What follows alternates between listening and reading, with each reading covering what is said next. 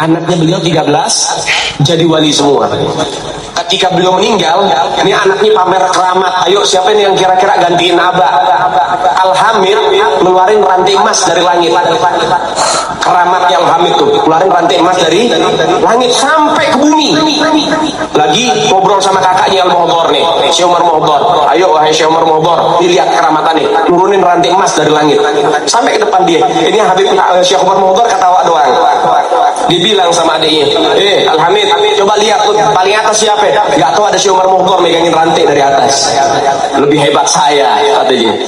Tuh anak-anaknya bagaimana abahnya. Oke teman-teman, memang ada satu fenomena gitu yang menurut aku sangat menarik dengan tradisi dakwah kita di Indonesia.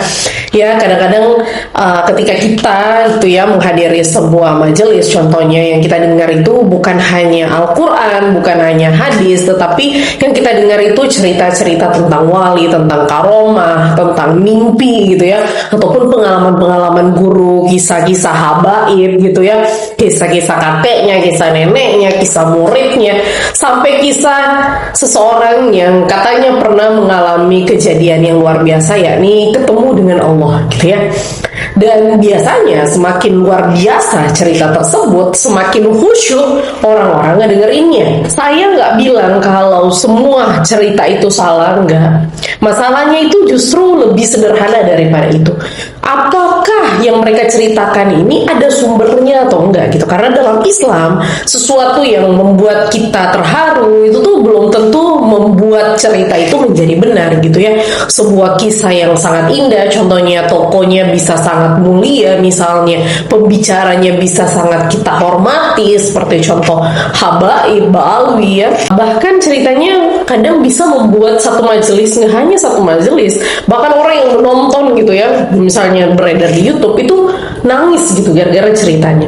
Tetapi tetap saja gitu ya, pertanyaannya gimana kita tuh mengetahui bahwa cerita-cerita yang seperti ini tuh benar adanya. Ini bukan kita pertanyaan orang yang anti ulama gitu ya, ini justru pertanyaan-pertanyaan yang lahir dari tradisi ilmu Islam sendiri gitu ya, karena Rasulullah bilang cukuplah dianggap seseorang itu berdusta dengan ketika dia menceritakan semua yang dia dengar gitu ya. Dan Nabi itu nggak pernah bilang ceritakan aja, yang penting kisahnya baik, enggak, atau nggak pernah. Rasulullah justru mengingatkan kepada kita bahwa menceritakan semua yang kita dengar itu sudah cukup menjadi sumber masalah gitu ya. Makanya kadang saya heran gitu ya, ketika kita itu begitu teliti dalam misalnya membeli sesuatu, tapi ketika mendengar kisah Rasulullah kita atau kisah-kisah yang indah, kita kadang nggak berpikir ceritanya ini sahih apa enggak gitu ya. Karena kalau kita lihat di dalam ilmu hadis sebenarnya bukan gitu cara kerjanya ya teman-teman ya. Bahkan para ulama ini menghabiskan hidupnya mereka itu untuk meneliti siapa yang meriwayatkan sebuah berita, dari siapa kita mengambilnya, apakah sanadnya bersambung atau enggak, dan apakah orang-orang dengan sanad tersebut bisa dipercaya atau enggak. Jadi jangan sampai teman-teman dalam urusan dunia kita tuh sangat selektif, tetapi di dalam urusan agama ya kita menjadi penonton sinetron seperti ini, ceritanya bagus, kita menangis, ceritanya luar biasa, kita percaya tokohnya misalnya seperti ini, kita percaya tokohnya wali, selesai udah, karena itu adalah wali ya. Padahal kemuliaan seseorang itu nggak otomatis menjadi sertifikat kebenaran setiap cerita yang dia lontarkan. Ini yang paling penting teman-teman. Saya sangat menghormati ulama, sangat mencintai orang-orang soleh, dan saya juga tidak mengingkari mungkin saja ada karomah dari para wali, tetapi mengatakan karomah itu mungkin terjadi berbeda dengan mengatakan setiap cerita karomah yang beredar itu pasti terjadi. Itu dua hal yang sangat berbeda, dan justru disinilah kita tuh perlu kembali ya menerapkan tradisi ilmiahnya dari Islam itu sendiri, yakni jangan bertanya siapa tokohnya teman-teman, tetapi tanyakan mana buktinya gitu ya. Jadi kalau kita gitu ya teman-teman membolehkan semua cerita masuk ke dalam agama kita hanya karena ceritanya indah, maka lama-lama agama ini bukan dibangun di atas dalil ya teman-teman ya, tapi di atas dongeng-dongeng ya. Dan kalau itu terjadi teman-teman, orang yang paling fasih mendongeng akan terlihat dia paling berilmu. Padahal ya belum tentu gitu ya. Rasulullah juga bahkan memberikan ancaman yang sangat keras gitu ya terhadap kedustaan-kedustaan yang dinisbatkan khususnya terhadap beliau. Dalam Sahih Bukhari juga hendaknya barang siapa yang berdusta gitu ya atas nama Rasulullah Sallallahu Alaihi Wasallam, maka hendaknya dia mengambil tempat duduknya di neraka. Naudzubillah. Jadi di sini aku nggak bilang bahwa kita nggak boleh mendengarkan kisah-kisah indah, silakan didengar gitu ya teman-teman ya, karena kisah itu bisa juga menjadi sarana pendidikan teman-teman. Tapi jangan merubah kisah ini menjadi sebuah dalil, merubah mimpi-mimpi ini menjadi sebuah syariat gitu ya. Naudzubillah. Jangan mengubah pengalaman-pengalaman pribadi ini menjadi sebuah akidah, dan jangan pernah mengubah karomah-karomah yang belum terbukti ini menjadi sebuah hujah. Dan jangan menganggap teman-teman sebuah cerita menjadi benar hanya karena yang menceritakan adalah orang-orang yang kita cintai. Karena di dalam Islam kebenaran itu tidak menjadi benar karena siapa yang mengucapkannya teman-teman ya. Kebenaran itu harus diuji dengan ada atau enggak dalilnya gitu ya.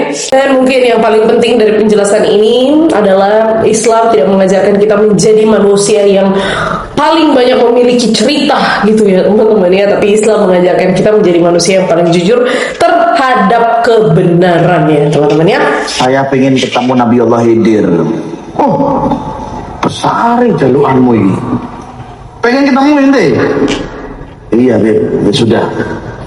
Besok ente datang ke sini ke majelis sana. Orang yang pertama datang ke majelis sana itu Nabi Allah Khidir. Sudah pergi dia datang ke rumahnya, ke majelisnya Habib Soleh. Tidak ada yang datang di waktu itu kecuali dia dulu. Sopo mesti tak pertama kali. Penasaran aku. Allahumma nggak lama ada orang tukang pos. Ya, tukang apa? Tukang pos. Buat apa? Ini ada kiriman buat Habib Soleh. Oh ya, terima kasih. Gak dihawil, gak direken, biar nama tumonoi. Tekowong, kedua, ketiga. Dia pikir ini, ya, Nabi Allah Khidir ini mukanya sudah gantengnya luar biasa. Habib Soleh datang.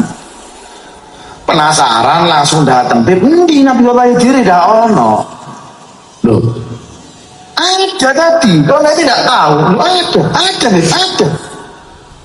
Dan terus ente nggak ketemu orang yang pertama kali. Nggak ada. Siapa majelis anak-anak majelis antum biasa? Loh, ada sesuatu yang aneh pastinya. Nggak mungkin kan? Iya, paling tadi yang awal datang, awal maro yang datang, ada tukang pos yang datang begini ngirim barang buat antum. Yo itu Nabi Allah Khidir, bos. Yo itu mau loh. Ya Allah, tak kira sapa mau tak kira. Makanya wahai anakku, orang hadir majelis ini sama aulia Allah Ta'ala ini perlu sangka husnudzon. Saya pengen ketahui